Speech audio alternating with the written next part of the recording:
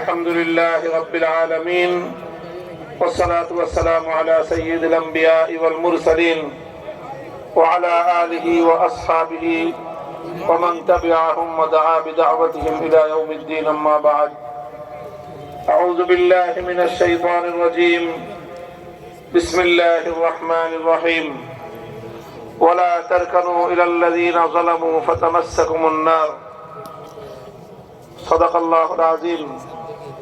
বাংলাদেশ খেলাফত মজলিস রাজশাহী জেলা শাখা কর্তৃক আয়োজিত আজকের এই গণসমাবেশে উপস্থিত সংগ্রামী সভাপতি, উপস্থিত বাংলাদেশ খেলাফত মজলিসের কেন্দ্রীয় মহাসচিব সহ অন্যান্য কেন্দ্রীয় নেতৃবৃন্দ, বাংলাদেশ খেলাফত মজলিস ও সহযোগী সংগঠন সমূহের রাজশাহী জেলা ও অন্যান্য জেলা নেতৃবৃন্দ, থানার দায়িত্বশীল বৃন্দ, বিভিন্ন তৃণমূল পর্যায় থেকে সমবেত সংগঠনের নেতাকর্মী, দায়িত্বশীল ভাইয়েরা, সর্বস্তরের রাজশাহীবাসী, আমরা সর্বপ্রথম মহান আল্লাহ পাক রব্বুল আলামিনের দরবারে শুকরগুজারি আদায় করি, যিনি বাংলাদেশের মানুষের বুকের উপর থেকে জগদ্দল পাথরের মতো চেপে বসা যুগের লেডি ফেরাউন খ্যাত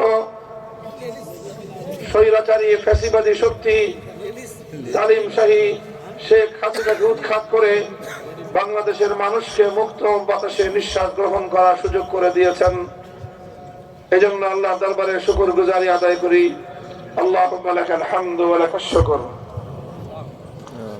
আমি আজকের এই মঞ্চে দাঁড়িয়ে স্মরণ করছি ওই সকল বীর শহীদদেরকে যাদের রক্ত আর ত্যাগের বিনিময়ে বাংলাদেশ আজ ঘুরে দাঁড়িয়েছে এবং দ্বিতীয়বারের মতো 5ই আগস্ট 2024 সালে ঐতিহাসিক স্বাধীনতা অর্জন করেছে।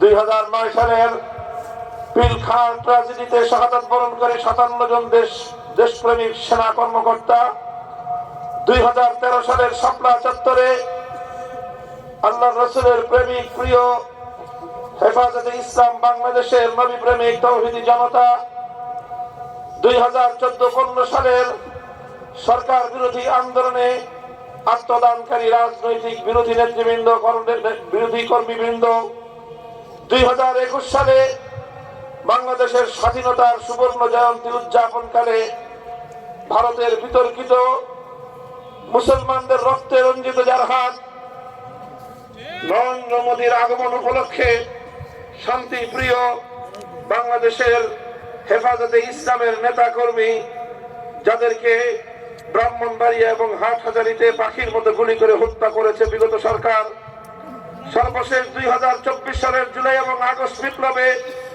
2 সহস্রাধিক বাংলার দামাল সন্তান যাদেরকে দেশে অন্যায়ের বিরুদ্ধে প্রতিবাদ করার অপরাধে, যাদেরকে বৈষম্যের বিরুদ্ধে, ফ্যাসিবাদের বিরুদ্ধে লড়াই করবার অপরাধে ঠান্ডা মাথায় গুলি করে খুন করেছে জালিম শাহী শেখ হাসিনা সরকার এবং তার খুনি প্রশাসন, সেই সকল বীর শহীদদের প্রতি শ্রদ্ধা প্রদর্শন করে এবং তাদের শোক সন্তপ্ত পরিবার পরিজনের প্রতি সমবেদনা জ্ঞাপন করে আমরা আগামীর বাংলাদেশকে তাদের প্রতি শ্রদ্ধা রেখে তাদের এই অবদানকে স্মরণ করে আগামীর বাংলাদেশ গড়ে তুলবার আহ্বান জানাই।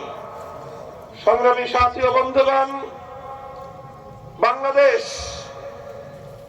বহু সংগ্রাম, বহু ত্যাগ, কোরবানি এবং বহু রক্তের নজরানার উপর দাঁড়িয়ে আছে আমার এই সোনার বাংলাদেশ। তিনটি আধিপত্যবাদী শক্তির বিরুদ্ধে লড়াই করে এই বাংলাদেশ অর্জিত হয়েছে। 190 বছর পর্যন্ত 1757 সাল থেকে 1947 সাল পর্যন্ত লড়াই করেছে ব্রিটিশ বেনিয়া, সেই পশ্চিমা ব্রিটিশ সাম্রাজ্যবাদী শক্তির বিরুদ্ধে। 1920 শতকের গোড়ার দিকে 1905 সাল সহ বিভিন্ন সময়ে এই পূর্ববঙ্গের মুসলমানদেরকে লড়াই করতে হয়েছে পশ্চিমবঙ্গের দাদাবাবুদের আধিপত্যবাদের বিরুদ্ধে।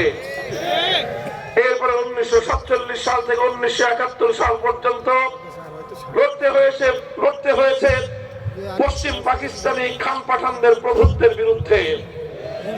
এভাবে ব্রিটিশ সাম্রাজ্যবাদী শক্তি পশ্চিমবঙ্গের দাদাবাবুদের চোখ রাঙানি, পশ্চিম পাকিস্তানের খান পাঠানদের বিরুদ্ধে সংগ্রামের মধ্য দিয়ে 1971 সালের 16 ডিসেম্বর ঐতিহাসিক বিজয় অর্জনের মধ্য দিয়ে চূড়ান্ত ভাবে বাংলাদেশের এই লাল পতাকা, লাল সবুজের পতাকা অর্জিত হয়েছে। বাংলাদেশ বিশ্ব দরবারে একটি স্বাধীন সার্বভৌম দেশ হিসেবে আত্মপ্রকাশ করেছে। সংগ্রামী সাথী ও বন্ধুগণ, কিন্তু আমরা অত্যন্ত দুঃখ এবং পরিতাপের সঙ্গে লক্ষ্য করেছি 1971 সালে যে মুক্তিযুদ্ধ হয়েছিল, 1947 সাল থেকে ধারাবাহিক সংগ্রামের মধ্য দিয়ে 71 সালে এক সাগর রক্তের বিনিময়ে স্বাধীনতা অর্জন করেছিল বাংলাদেশ।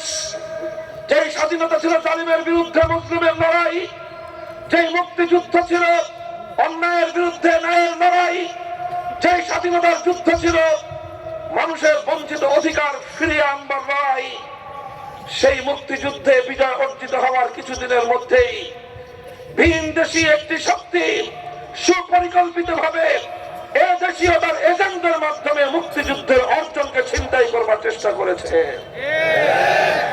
আমরা ব্যর্থহীন ভাষায় বলি, ইতিহাসকে সাক্ষী রেখে বলি, বাংলাদেশের স্বাধীনতার মুক্তিযুদ্ধের পূর্বে, এমনকি মুক্তিযুদ্ধ চলাকালীন 9 মাসের মধ্যে 25শে মার্চ, 26শে মার্চ কালুরঘাট থেকে স্বাধীনতা ঘোষণা হওয়ার পর থেকে 16 ডিসেম্বর বাংলাদেশের স্বাধীনতার বিজয় অর্জিত হওয়া পর্যন্ত এই সুদীর্ঘ 24 বছরে কোনদিন বাংলাদেশে কোন রাজনৈতিক নেতা, কোন নেত্রী, কোন দল কখনোই বাংলাদেশের ধর্মনিরপেক্ষতার দাবি উত্থাপন করেনি।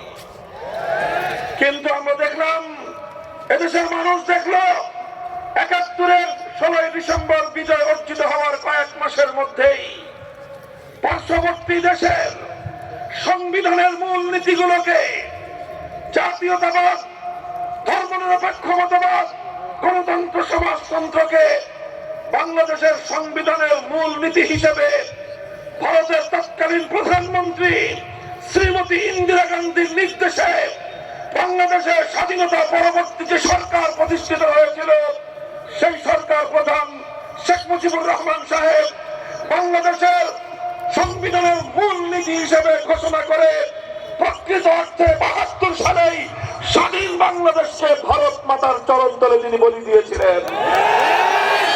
আর এভাবেই মুক্তিযুদ্ধের চেতনাকে হাইজ্যাক করে, মুক্তিযুদ্ধের চেতনাকে ডাকাতি করে বাংলাদেশ থেকে নয়াদিল্লিতে পাচার করা হয়েছে। মোহতারাম হাজিরিন, এইভাবে 72-এর একটি চেতনা দাঁড় করানো হয়েছে। সেই 72-এর চেতনা এবং 72-এর তাদের যে মূলনীতি, সেগুলোকেই বিগত 53 বছর যাবৎ বাংলাদেশের মানুষকে 71-এর চেতনা, মুক্তিযুদ্ধের চেতনা হিসেবে গেলানো হয়েছে। আমি আজ স্পষ্ট ভাষায় বলতে চাই, 71-এর চেতনা এটা ছিল ভিন্ন চেতনা। 71-এর চেতনা ছিল মুক্তিযুদ্ধের সঠিক চেতনা, 72-এর চেতনা ছিল গোলামীর চেতনা, 72-এর সংবিধান ছিল বাংলাদেশের কোন মানুষের 1000 বছরের ইচ্ছা এবং অভিপ্রায়কে ধ্বংস করবার সংবিধান। এবং সেই 72-এর সংবিধানকে কেন্দ্র করে ভারতীয় দালালির যে চেতনা গড়ে উঠেছিল বিগত 53 বছর, সেই দালালির চেতনাকেই মুক্তিযুদ্ধের চেতনা হিসেবে প্রতিষ্ঠিত করবার পায়তারা চালানো হয়েছে। এভাবেই যখন বাংলাদেশে 71-এর পর 72-এর চেতনা দাঁড় করানো হলো, 72-এর চেতনার ভিত্তিতে 72 থেকে 75 সাল পর্যন্ত মাত্র 3 বছরে বাংলাদেশের 30 লক্ষ মায়ের কোল খালি করা হয়েছে। টাকরা টাকরা যুবকদেরকে ধরে নিয়ে হত্যা করা হয়েছে। ক্রস ফায়ারের মতো অত্যন্ত জঘন্য সংস্কৃতি বাংলাদেশে চালু করা হয়েছে। এভাবে স্বাধীন বাংলাদেশকে একটি নারকীয় মৃত্যুযজ্ঞে পরিণত করা হয়েছে। সেজন্যই 74-এর দুর্ভিক্ষ তৈরি হয়েছিল। আর এই সকল অন্যায়, হত্যাকাণ্ড, যুবকদের ধরে নিয়ে খুন করা, লক্ষ মায়ের কোল খালি করবার কারণে, লক্ষ মায়ের কোল খালি করবার কারণে 75-এর 15ই আগস্টের মতো এই ধরনের ঘটনা সংঘটিত হয়েছিল। 75-এর 15ই আগস্ট ছিল 72 থেকে 75 পর্যন্ত বাংলাদেশে 30,000 যুবকদের হত্যা করবার একটি ধারাবাহিক, তারই প্রতিশোধ পরায়ণতার ফলাফল। 75 যখন শেখ মুজিবুর রহমান সাহেব সপরিবারে নিহত হলেন, তার কন্যা শেখ হাসিনা আন্তর্জাতিক গণমাধ্যমে তিনি ঘোষণা করেছিলেন বাংলাদেশের মানুষের কাছ থেকে তিনি প্রতিশোধ গ্রহণ করবেন।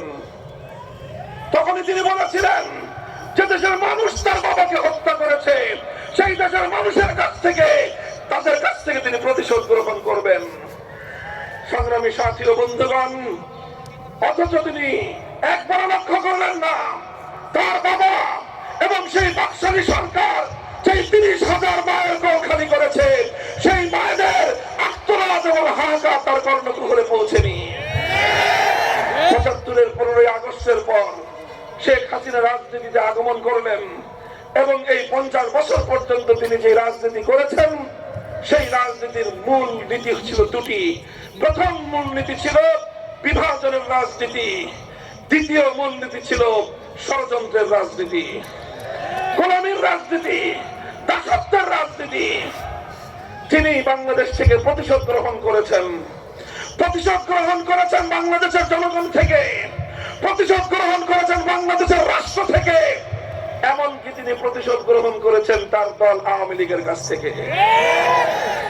অনেকেই হয়তো বিষয়টা আশ্চর্যান্বিত হবেন যে তিনি আওয়ামী লীগের কাছ থেকে কিভাবে প্রতিশোধ নিলেন। আওয়ামী লীগের মধ্যে যদি কোনো বিবেকবান মানুষ থেকে থাকেন, ঠান্ডা মাথায় চিন্তা করে দেখবেন যে শেখ হাসিনা আপনাদের কত বড় ক্ষতি করে রেখে গিয়েছেন। শেখ হাসিনা তার এক বক্তব্যে বলেছিলেন, আজও পর্যন্ত নেট দুনিয়ায় তার সেই বক্তব্য ভাইরাল রয়েছে। তিনি 15ই আগস্টের তার বাবার হত্যাকাণ্ডকে নিয়ে তিনি তার দলের প্রতি ক্ষোভ প্রকাশ করে বলেছিলেন, এত বড় দল, এত নেতা কর্মী, কেউ তো কোথায়, কেউ তো 15ই আগস্টের হত্যাকাণ্ডের পর একজন মানুষ এগিয়ে আসে নাই। সেই লাশ 32 নম্বরে দিনের পর দিন করেছিল, কাউকে তো দেখা যায় নাই প্রতিবাদ করতে। তাহলে এত বড় দল থেকে লাভ কি? এই কথার মধ্য দিয়ে আওয়ামী লীগের প্রতি শেখ হাসিনার যে ক্ষোভ এবং তাদের প্রতি যে তার বিদ্বেষ ছিল এবং প্রতিশোধ পরায়ণতার মানসিকতা ছিল, সেটাই ফুটে উঠে। আর সেটাই তিনি বিগত 15 বছরে অক্ষরে অক্ষরে আওয়ামী লীগকে এমন এক জায়গায় নিয়ে তিনি উপনীত করেছেন, আগামী দিনে বাংলাদেশে যেন কেউ আওয়ামী লীগের নাম নিতে সাহস না করে, লজ্জা থাকলে কোনো মানুষ আর আওয়ামী লীগের নাম মুখে উচ্চারণ করবে না। তিনি এমন কাজ করেছেন,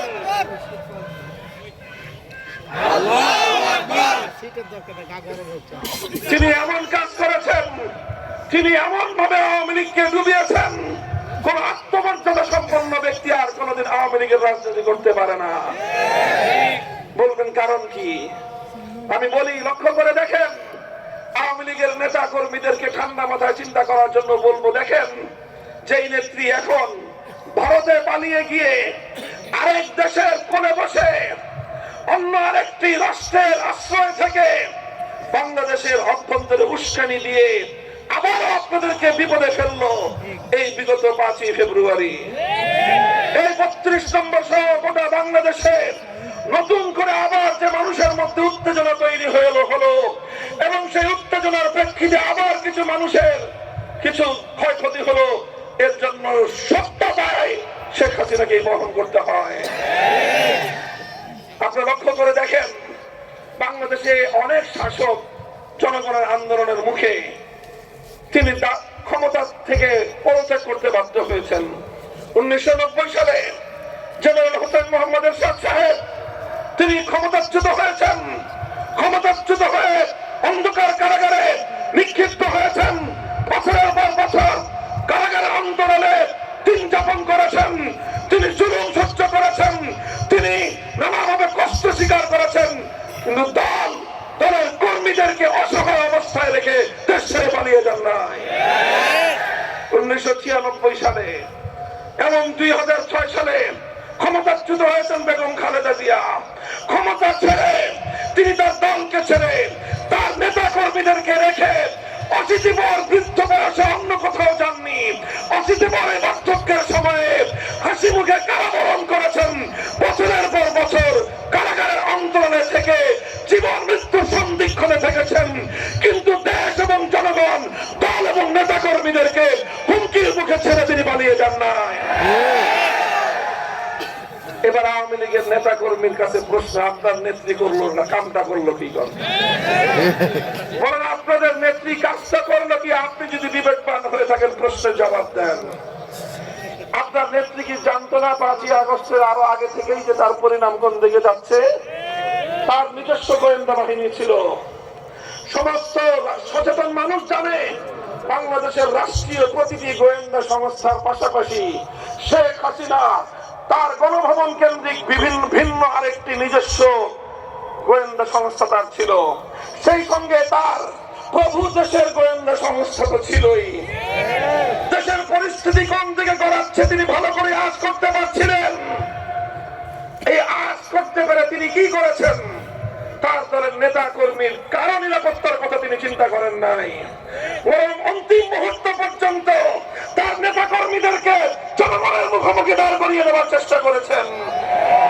আজকে দেশ থেকে পালিয়ে গিয়ে আমার পুলিশ ভাইদের জন্য মায়া কান্না করেন। লজ্জা উচিত আপনার। আপনি বাংলাদেশের পুলিশ বাহিনীকে জনগণের মুখোমুখি দাঁড় করিয়ে দেশপ্রেমিক পুলিশদেরকে আপনি বিতর্কিত করেছেন।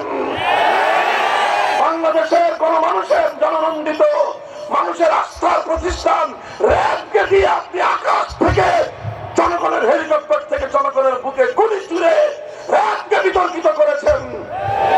সর্বশেষ আপনি সেনাবাহিনীকেও বিতর্কিত করার চেষ্টা করেছেন।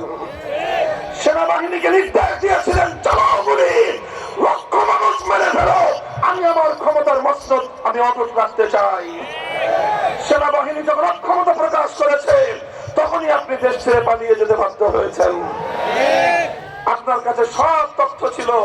হে আওয়ামী লীগের নেতা কর্মীরা, আপনাদের নেত্রীর কাছে সব তথ্য ছিল। জানতো ডিজিএফআই, এনএসআই সহ এসবি সহ রাষ্ট্রীয় গোয়েন্দা সংস্থাগুলোর রিপোর্টের পাশাপাশি তার নিজস্ব দলীয় গোয়েন্দা সংস্থা, এরপরে তার প্রভু দেশীয় গোয়েন্দা সংস্থার রিপোর্ট তার কাছে ছিল। এই সব থাকার পরেও তিনি একেবারে 4 আগস্ট সন্ধ্যাবেলায় তার নেতা কর্মীদেরকে জনগণের বুকে গুলি ছুড়বার নির্দেশ দিয়েছেন। জনগণকে হত্যা করার নির্দেশ দিয়ে প্রকারান্তরে তিনি তার দলের কর্মীদেরকে জনগণের মুখোমুখি যুদ্ধের ময়দানে নামিয়ে দিয়েছেন। আর তলে তলে নিজের লাগেজ গুছিয়েছেন, নিজের লাগেজ গুছিয়েছেন। এর আগে একমাত্র ছেলে জয়কে পার করেছেন, পুতুলকে আরেক দেশে সেটেল করেছেন, নিজের ভাগনা ভাগ্নি যা ছিল সবকে ভিন দেশে সেটেল করেছেন। নিজের একটা বোন ছিল, সেই রেহানাকে তবগল দাবা করে যা কিছু চুরি চামারি করে আগে তো পাচার করেছেন। অবশিষ্ট যা ছিল 14টা লাগেজের মধ্যে বোঝাই করে হেলিকপ্টার নিয়ে তিনি চম্পট দিয়েছেন।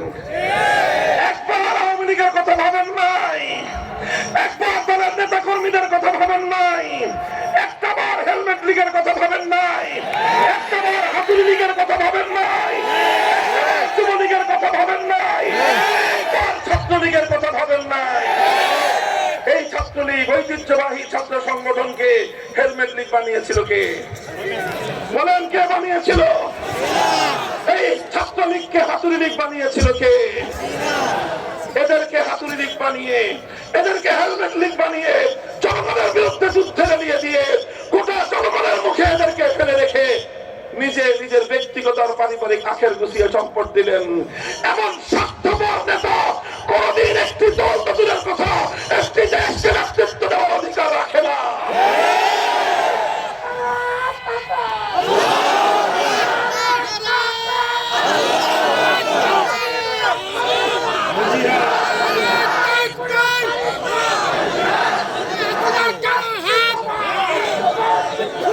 সংগ্রামী সাথী ও বন্ধুগণ, এজন্যই আমি বলেছিলাম আসলে তিনি যেটা করেছেন সেটা হলো এই, তিনি জানতেন 75 সালে তার বাবা শেখ মুজিবুর রহমানের হত্যাকাণ্ডের সঙ্গে গোটা আওয়ামী লীগ জড়িত ছিল। এই দল তার বাবাকে হত্যা করেছে, এই জন্য তিনি ধীরে ধীরে তার দলকে এমন একটা পর্যায়ে এনেছেন যেন আগামী দিনে আর কোনোদিন কেউ আওয়ামী লীগের নাম মুখে উচ্চারণ না করে।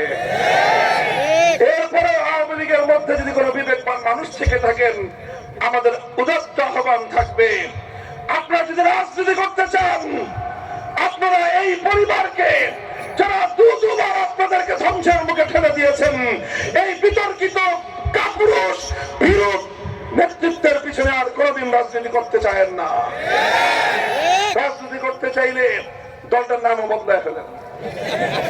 এরপরে তওবা করে বিগত বাকশালী আমলে যত হত্যাকাণ্ড ঘটিয়েছেন, বিগত ফ্যাসিবাদী সরকারের সময়ে যত মানুষকে খুন করেছেন, সেই মানুষের কাছে ক্ষমা চেয়ে বাংলাদেশের রাজনীতিতে আবার পুনর্বাসিত হওয়ার চেষ্টা করবেন। সংগ্রামী সাথী ও বন্ধুগণ, স্পষ্ট ভাষায় বলতে চাই, এইভাবে মূলত আরেকটি ভিন দেশের অঙ্গরাজ্যে পরিণত করবার চেষ্টা করেছিলেন তিনি বাংলাদেশকে। এইভাবে দেশের মধ্যে বিভাজন তৈরি করে দেশের মানুষকে বিভক্ত করেছেন। সেই মানুষই তার বিরুদ্ধে মতামত দিত, যেই তার বিরুদ্ধে বক্তব্য দিত, কখনো তাকে রাজাকার স্বাধীনতা বিরোধী, কখনো উগ্রবাদী জঙ্গিবাদী বলে গোটা তার বিরোধী শক্তিকে তিনি ত্যাগ করার দেওয়ার জন্য ত্যাগ দিয়ে তাদেরকে মারাত্মক ভাবে ভিন্ন অভিধায় আখ্যায়িত করবার এক রাজনীতি তিনি করতেন। সংগ্রামী সাথী ও বন্ধুগণ, সর্বশেষ দেখেছে দেশের মানুষ, আমার দেশপ্রেমিক ছাত্র জনতা, 4 কোটি ছাত্র জনতা যখন কোটা সংস্কার এবং কোটা বাতিলের ন্যায্য দাবি নিয়ে তারা রাজপথে নামলো, তারা কোটা সংস্কারের ন্যায্য দাবি উত্থাপন করলো, সেই দাবির প্রতি তিনি কিভাবে বৃদ্ধাঙ্গুলি প্রদর্শন করে গোটা বাংলাদেশের 4 কোটি ছাত্র জনতাকে তিনি তার প্রতিপক্ষ হিসেবে সাব্যস্ত করে ন্যায্য অধিকারের দাবি করবার অপরাধে তাদের সকলকে নিকৃষ্ট অভিধায় রাজাকারের বাচ্চা বলে গালি দিলেন। এটা ছিল শেখ হাসিনার সর্বশেষ ট্যাগিং এর রাজনীতির শিকার। তখন বাংলার 4 কোটি ছাত্র জনতা বলল, যদি ন্যায্য অধিকার চাইলে রাজাকার হতে হয়, যদি দেশের জনগণের পক্ষে কথা বললে যদি রাজাকার হতে হয়, বৈষম্যের বিরুদ্ধে কথা বললে যদি রাজাকার হতে হয়, একসঙ্গে রাতের গভীরে বাংলার প্রতিটি শিক্ষাঙ্গন থেকে আওয়াজ উচ্চারিত হলো, আমি কে তুমি কে। সেদিনই শেখ হাসিনার বিভাজনের রাজনীতি আমার ছাত্র জনতার কাছে পরাস্ত হয়েছে। সংগ্রামী সাথী ও বন্ধুগণ, জুলাই এবং আগস্টের যে বিপ্লব হয়েছে, এই বিপ্লবকে ভালো করে বুঝতে হবে, এই বিপ্লবকে অনুধাবন করতে হবে, মনে রাখতে হবে ৭১ সালের আমাদের মুক্তিযুদ্ধের বিজয়কে যেভাবে ছিনতাই করা হয়েছে, ২৪ জুলাই আগস্টের বিপ্লবকে ছিনতাই করবার দায় তারা চলছে। এবারে এই বিপ্লবের অর্জনকে যদি কেউ ছিনতাই করতে চায়, বুকের রক্ত দিয়ে ষড়যন্ত্রকে রুখে দাঁড়াতে হবে। সংগ্রামী সাথী ও বন্ধুগণ, জুলাই আগস্টের যে বিপ্লব হয়েছে, এই বিপ্লবের অন্যতম প্রতীকী একটি চিত্র ছিল কি, আমরা বাংলাদেশের প্রতিটি শহরে দেখেছি, প্রতিটি জেলা শহর, বিশেষ করে বিভাগীয় শহরগুলোতে একটি অভিন্ন কমন চিত্র মানুষের চোখে ধরা পড়েছে। মিডিয়াতে বারবার এই দৃশ্যগুলো দৃশ্যমান হয়েছে।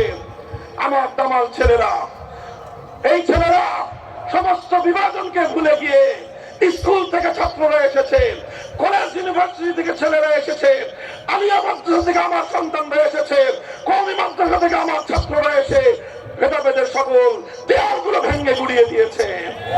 হাতে হাত থেকে টেকনাফ থেকে তেতুলিয়া পর্যন্ত তারা ঐক্যের একটি মজবুত দেয়াল তৈরি করেছে। তারা রাজপথে স্লোগান তুলেছে বৈষম্যের বিরুদ্ধে, অন্যায়ের বিরুদ্ধে, ফ্যাসিবাদের বিরুদ্ধে, স্বৈরতন্ত্রের বিরুদ্ধে। যতবার তারা স্লোগান তুলেছে, প্রতিবার তাদের এই আওয়াজকে স্তব্ধ করে দেওয়ার জন্য ছাত্রলীগ, যুবলীগ এবং তার পেটোয়া সন্ত্রাসী লীগের পক্ষ থেকে বুলেটের আঘাতে আমার সন্তানদের বুকগুলো ঝাঁঝরা করা হয়েছে।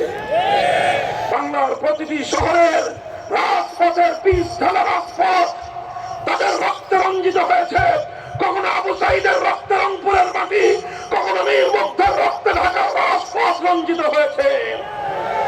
যে রাজপথ আমার সন্তানদের শহীদি রক্তে রঞ্জিত হয়েছে, যখনই নামাজের সময় হয়েছে আমার দামার সন্তানেরা সেই রাজপথে দাঁড়িয়ে আল্লাহু আকবার আল্লাহু আকবার আজানের ধ্বনিতে বাংলার আকাশ বাতাস মুখরিত করেছে।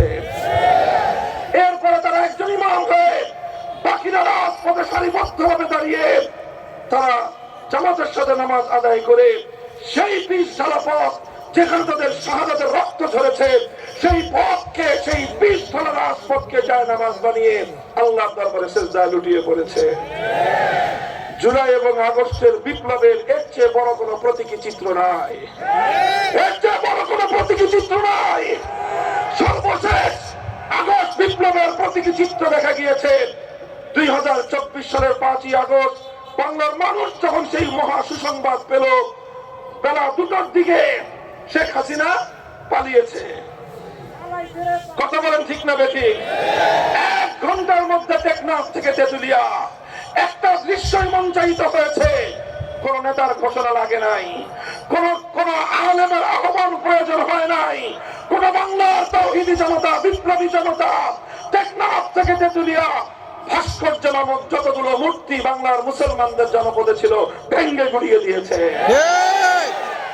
তারা মুসলমানদের জনপদ থেকে ভাস্কর্য নামক মূর্তিগুলো ভেঙ্গে গুড়িয়েছে, কিন্তু কোন হিন্দুদের মন্দিরে তাদের উপাসনালয়ে রক্ষিত মূর্তির গায়ে ফুলের টোকাও দেয়নি। যুগপৎ দুটি এই চিত্র বাংলাদেশের মানুষকে মনে রাখতে হবে। আগস্টের বিপ্লব ছিল অসাম্প্রদায়িক বিপ্লব, আগস্টের বিপ্লব ছিল সকল ধর্ম বর্ণের সকল মানুষের সম্মিলিত বিপ্লব। আর দ্বিতীয় প্রতীকী চিত্র ছিল হিন্দুদের মন্দিরে আঘাত করে নাই, তাদের প্রতিমা, তাদের মূর্তি ভাঙে নাই, মুসলমানদের জনপদে কোন মূর্তি আস্ত রাখে নাই। 5 তলার সমান বিশাল দেবতা দাঁড় করিয়ে রেখেছিল, ওই দেবতার গলায় রশি বেঁধে রাজপথে ভূপাতিত করা হয়েছে। কোথাও সেই দেবতার মাথায় উঠে বাংলার তাওহীদি জনতা পেশাব করে চরম লাঞ্ছনাকর তাদেরকে উপহার পেশ করা হয়েছে। এগুলো ছিল আগস্ট বিপ্লবের বৈশিষ্ট্য।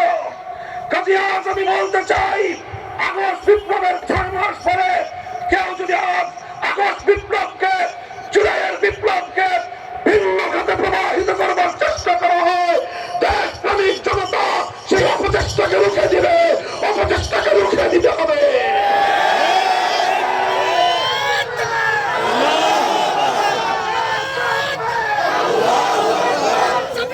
সংগ্রামী সাথী ও বন্ধুগণ, আমি আমার আখেরি পয়গাম শুনিয়ে যেতে চাই।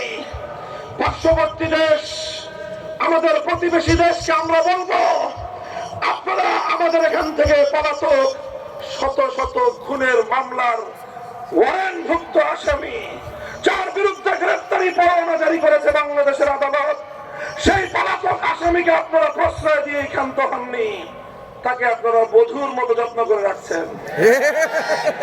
রাখেন, আপনাদেরকে 16-15 বছর যে সার্ভিস দিয়েছে, গোটা বাংলাদেশটাকে আপনার হাতে তুলে দিয়েছে। তার পররাষ্ট্রমন্ত্রী বলেছিল ভারতের সাথে বাংলাদেশের তথা নরেন্দ্র মোদীর সাথে হাসিনা সরকারের সম্পর্ক নাকি স্বামী স্ত্রীর মতো। এটা পররাষ্ট্রমন্ত্রী আব্দুল মোমিনের বক্তব্য।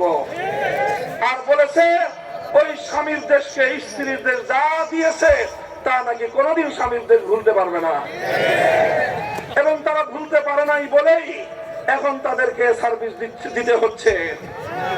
সার্ভিস দেন, মনে রাখবেন, আপনার কোলে বসে আমার বাংলাদেশের অভ্যন্তরীণ বিষয়ে যদি এভাবেই না করাতে থাকে, বাংলার মানুষ আপনার সঙ্গে সৌজন্যতামূলক কোন কূটনৈতিক সম্পর্ক রাখতে পারবে না। আপনাকে আমার দেশের পররাষ্ট্র নীতির প্রতি শ্রদ্ধা প্রদর্শন করতে হবে, কূটনৈতিক সৌজন্যতা রক্ষা করতে হবে। আর যদি আমার বাংলাদেশকে মনে করেন আপনার কৃতদাসীর আমলের মতো আমার বাংলাদেশের স্বাধীন পতাকা এভাবেই আপনারা অগ্নিসংযোগ করবেন, আমার আগরতলার উপহাই কমিশনে আপনারা এভাবেই আক্রমণের পর আক্রমণ সানিয়ে যাবেন, বাংলার শাহজালালের সন্তানরা নীরব বসে থাকবে না, নীরব বসে থাকবে না।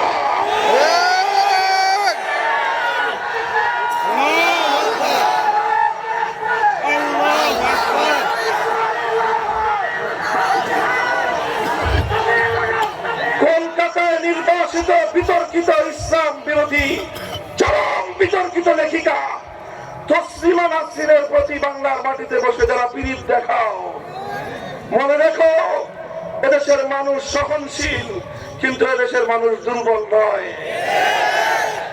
তুমি এখনো আগস্ট বিপ্লবের পরে ফ্যাসিবাদ বিরোধী এই বাংলার মাটিতে বসে আগস্ট বিপ্লবের পর এদেশের মুসলমানদের বুকের উপর দাঁড়িয়ে শেখ হাসিনাকে আবার তসলিমা নাসরিনের মতো কুখ্যাত লেখিকাকে আবার তুমি বাংলাদেশের মাটিতে প্রকাশ্যে তুমি এখানে পুনর্বাসন করবার চেষ্টা করবে, এদেশের মানুষ সেটা কোনোদিন বরদাস্ত করবে না। সুশীলগিরি ভালো, তত্ত্বাবধায়ক সরকারের ইন্টারিম গভর্নমেন্টের বিতর্কিত উপদেষ্টাদেরকে স্পষ্ট ভাষায় পয়গাম দিয়ে দিতে চাই, মাত্রাতিরিক্ত সুশীলগিরি করবেন না। মব জাস্টিসের কথা আমাদেরকে বোঝানোর চেষ্টা করবেন না। আমরা 2013 সাল থেকে 21 সাল পর্যন্ত রাজপথে রক্ত দিয়ে আজ পর্যায়ে দাঁড়িয়েছি। আপনাদের কোন করুণার ভিখারি আমরা নয়।